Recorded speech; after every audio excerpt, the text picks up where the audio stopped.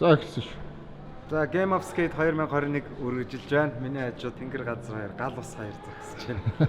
За улаан цамцтай Майк, цэнхэр цамцтай Хашаа байна. Ингээд дөрвөө танилцуулъя. Энэ бол зөвхөн хавтгай газар дээрх үзүүлбэрийн тулаа.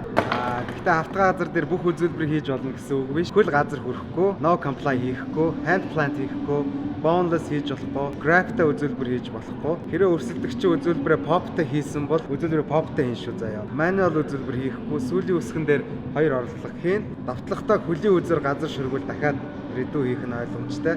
Хөл газар шүргэж болохгүй ч хамгаалж байгаа хүн шүргэлт мөргөлт тиймэрхүү байвал шүүгч ган зэрэг.